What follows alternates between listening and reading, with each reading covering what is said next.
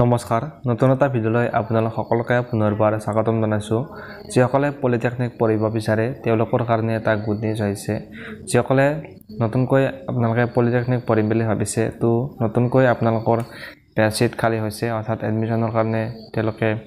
Notification প্ৰকাশ কৰিছে 2025-26 বৰ্ষৰ কাৰণে নটিফিকেশ্যন প্ৰকাশ কৰিছে তেওঁলোকে অফিচিয়েলি এই নটিছখন আহিছে আৰু এই নটিফিকেশ্যনখনত সকলোবিলাক তথ্য উল্লেখ আছে আপোনালোকে যদি পলিটেকনিক পঢ়িব বিচাৰে তো আপোনালোকে পলিটেকনিক পঢ়িব পাৰিব তো পলিটেকনিক পঢ়াৰ পিছত আপোনালোকে কি সুবিধা লাভ কৰিব তাৰ ওপৰত আপোনালোকে এটা অলৰেডি এটা ভিডিঅ' দিয়া আছে তো পলিটেকনিক কোৰ্সটো আসলতে কি হয় কৰিলে আপোনালোকৰ কি লাভ হ'ব সকলোবিলাক ডিটেইলছৰ সহকাৰে এটা ভিডিঅ' দিয়া আছে তো আপোনালোকে লিংকটো ডেসক্ৰিপচনত দি দিম তাৰ আপোনালোকে ভিডিঅ'তে চালে জানিব পাৰিব সকলোবিলাক তথ্য আপোনালোকে জানিব পাৰিব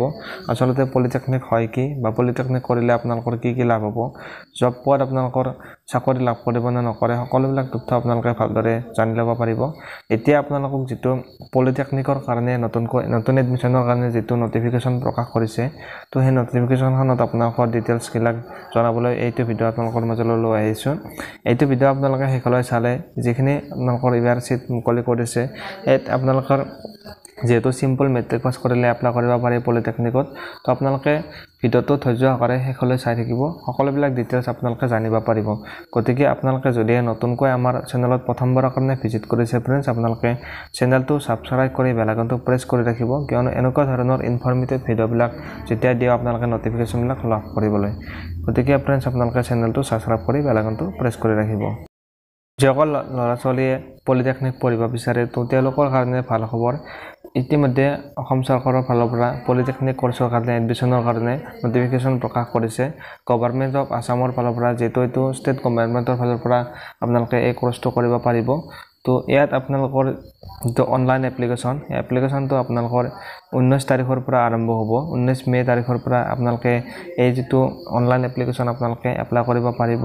আৰু এই যেটো পলিটেকনিক কোৰ্স হয় এটো হৈছে এটা 3 বছৰৰ ডিপ্লোমা কোৰ্স হয় engineering and technology diploma course হয় আপোনালোকে নিশ্চয় জানে যিসকলে নাজানে ভিডিঅ'টো চালে আপোনালোকে জানিব পাৰিব আৰু যেটো 3 বছৰৰ ডিপ্লোমা কোৰ্স হয় তো আপোনালোকে 3 বছৰ আপোনালোকে কোৰ্সটো কৰিব লাগিব তাৰ পিছত আপোনালোকে এখন ডিপ্লোমা লাভ কৰিব আৰু এতিয়া আপোনালোক যেটো ডেট জনালো হেতু হৈছে 19 মে আৰু 19 মে তাৰিখৰ পৰা আপোনালোকে এই কোৰ্সটোৰ কাৰণে আপোনালোকে এপ্লাই কৰিব লাগিব আপোনালোকে এপ্লাই কৰিব পাৰিব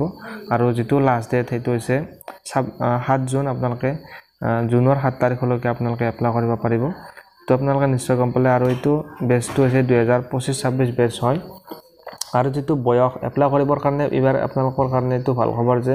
ইয়াত কোনো ধৰণৰ এবাৰ লিমিটটো দিয়া নাই বয়সৰ ইয়াত মিনিমাম আপোনালোকৰ বয়সটো বিচাৰিছে 16 বছৰ আৰু আপোনালোকে 16 বছৰৰ পৰা আপোনালোকে যিমান বছৰ হয় আপোনালোকে এপ্লাই কৰিব পাৰিব ইয়াত লিমিটটো দিয়া নাই কোন ধৰণৰ লিমিট দিয়া নাই ইয়াত যদি আপোনালোকৰ 16 বছৰ হৈছে তো আপোনালোকে এপ্লাই কৰিব পাৰিব যেটো এডুকেশ্যন কোৱালিফিকেশ্যন হয় তো আপোনালোকে যেটো পলিটেকনিক কোৰ্স হয় এই কোৰ্সটো কৰিবৰ কাৰণে আপোনালোকৰ মিনিমাম আপোনালোকৰ কোৱালিফিকেশ্যন হাই সেকেন্ডাৰী মেট্ৰিক পাছ আপোনালোকে যদি কৰিছে তো আপোনালোকে এই কোৰ্সটোৰ বাবে এপ্লাই কৰিব পাৰিব ইয়াত আপোনালোকৰ ধৰি দিছে যে যিসকল জেনাৰেল OBC MOBC কেণ্ডিডেট আছে তেওঁলোকৰ আপোনালোকৰ 40% মাৰ্ক থাকিব লাগিব ম্যাথছ আৰু সায়েন্সত আপোনালোকৰ যদি হে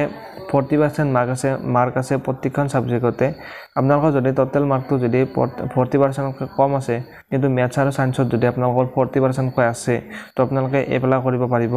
যিসকল শিডিউল কাষ্টৰ আছে অৰ্থাৎ SC কেণ্ডিডেট আছে তেওঁলোকৰ 35% থাকিলে এপ্লাই কৰিব পাৰিব ম্যাথছ আৰু সায়েন্সত আৰু যিসকল ST কেণ্ডিডেট আছে শিডিউল ট্ৰাইবৰ তেওঁলোকে 33 মাৰ্ক বিচাৰিছে ম্যাথছ আৰু সায়েন্সত আৰু যিসকল PWD কেণ্ডিডেট আছে PWD কেণ্ডিডেট সকলৰ কোনো ধৰণৰ ইয়াত পাৰ্চেন্টেজৰ কথা কোৱা নাই তেওঁলোকে যিমান পাৰ্চেন্টেজ থাকিলেও এপ্লাই কৰিব পাৰিব এই যেটো পলিটেকনিক কোৰ্স হয় এই কোৰ্সটোৰ কাৰণে যেতিয়া আপোনালোকে এপ্লাই কৰিব তো এপ্লাই কৰাৰ সময়ত আপোনালোকে এটা এপ্লাই কৰা ফিজ দিব লাগিব কাউন্সেলিং এণ্ড এডমিশনৰ প্ৰসেছৰ আপোনালোকে ফিজ এটা দিব লাগিব এই ফিজটো আপোনালোকে দিব লাগিব 300 টকা আপোনালোকে ফিজটো দিব লাগিব আপোনালোকে যেতিয়া অনলাইন কৰিব তেতিয়া আপোনালোকে এই ফিজটো অনলাইন মাধ্যমেৰে দিব পাৰিব আৰু ডেট বিলাক যেটো অলৰেডি আপোনালোকক জনাইছোৱে যে আপোনালোকৰ 19 তাৰিখৰ পৰা ইয়াৰ আপোনালোকৰ এপ্লাইটো আৰম্ভ হ'ব আপোনালোকে এপ্লাই কৰিব পাৰিব আৰু যেটো লাষ্ট ডেট হৈছে এটো 7 জুনলৈকে আপোনালোকে এপ্লাই কৰিব পাৰিব বিশলৈকে যদি ডেট বিলাক বৃদ্ধি কৰি দিয়ে হেতু তেওঁলোকে নটিচ প্ৰকাশ কৰিব এতিয়া আপোনালোকৰ ডেটটো লাষ্ট ডেটটো দিছে 7 তাৰিখ আপোনালোকে 7 তাৰিখলৈকে এপ্লাই কৰিব পাৰিব আৰু যেতিয়া আপোনালোকে এপ্লাই কৰিব এপ্লাই কৰাৰ পিছত আপোনালোকৰ এইবাৰ যেহেতু আগতে এটা আপোনালোকৰ টেষ্ট লোৱা হৈছিলে কিন্তু এতিয়া আপোনালোকৰ এইবাৰ যেটো কৰোনাৰ সময়ৰ পৰা আপোনালোকে কোনো ধৰণৰ এতিয়া টেষ্ট লোৱা নাই আপোনালোকৰ যেটো পাৰ্চেন্টেজ আছে পাৰ্চেন্টেজৰ ভিত্তি কৰি আপোনালোকৰ সিলেকশন কৰা হয় তো এইবাৰো আপোনালোকৰ ইয়াত কোনো ধৰণৰ এক্সামৰ কথা উল্লেখ কৰা নাই তেওঁলোকে নটিফিকেশনখনত ইয়াত আপোনালোকৰ আগৰ দৰে যেটো আপোনালোকৰ পাৰ্চেন্টেজ আছে পাৰ্চেন্টেজ সিলেক্ট কৰি আপোনালোকৰ পাৰ্চেন্টেজ অনুযায়ী আপোনালোকৰ নামবিলাক সিলেক্ট কৰিব আপোনালোকৰ মেৰিট লিষ্ট তেওঁলোকে প্ৰকাশ কৰিব তো কেতিয়া তেওঁলোকে মেৰিট লিষ্ট প্ৰকাশ কৰিব ইয়াত ডেটটো উল্লেখ কৰা নাই তো আপোনালোকে এইটোৰ বিষয়ে নিশ্চয় গম পালে আৰু যেতিয়া আপোনালোকে সিলেক্টেড হ'ব সিলেক্ট হোৱাৰ পিছত আপোনালোকৰ যেতিয়া আপোনালোকে এডমিশন আপোনালোকে লবলৈ যাব তো এডমিশন লবলৈ যাওঁতে আপোনালোকে পাৰ্মানেন্ট ৰেসিডেন্স সাৰ্টিফিকেট আপোনালোকৰ থাকিব লাগিব অৰ্থাৎ আপোনালোকৰ যদি পিআৰসি আপোনালোকে নিব লাগিব যেহেতু এইটো অসম চৰকাৰৰ কোৰ্স হয় গতিকে আপোনালোকৰ যিসকল অসমৰ স্থায়ী বাসিন্দা হয় তেওঁলোকে এই কোৰ্সটো কৰিব পাৰিব আদাৰৱাইজ কেণ্ডিডেটে এপ্লাই কৰিব নোৱাৰে কিন্তু ইয়াত এটা উল্লেখ কৰিছে যে যিসকল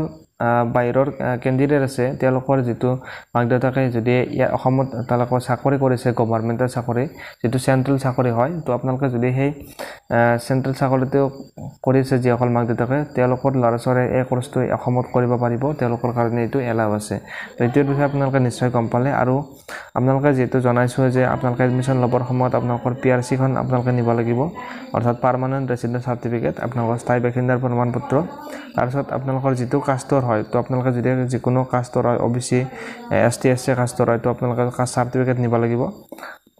তাৰপিছত আপোনালোকৰ যদি ইডব্লিউএছ আপোনালোকে জেনাৰেল হয় তো আপোনালোকে ইডব্লিউএছ নিব লাগিব তো এডমিশনৰ সময়ত আপোনালোকে এইখিনি ডকুমেন্ট নিব লাগিব এইটো আপোনালোকৰ বাধ্যতামূলক তো আপোনালোকে নিশ্চয় এইটো বিষয়ে গম পালে আপোনালোকে যদি এই কোৰ্সটো কৰিব বিচাৰে পলিটেকনিক কোৰ্সটো আপোনালোকে এপ্লাই কৰিব পাৰে 19 তাৰিখৰ পৰা এপ্লাই ষ্টাৰ্ট হ'ব তো যদি আপোনালোকে ডিটেইলছখিনি গম পালে ভালদৰে তেনেহলে ভিডিওটোত এটা লাইক কৰি দিব আৰু চেনেলটোত আপোনালোকে যদি প্ৰথমবাৰৰ কাৰণে ভিজিট কৰিছে ফ্ৰেন্ড আপোনালোকে চেনেলটো সাবস্ক্ৰাইব কৰি বেল আইকনটো প্ৰেছ কৰি ৰাখিব চাই থাকিব friend J R technical and job inform YouTube channel ধন্যবাদ জয় আই অসম।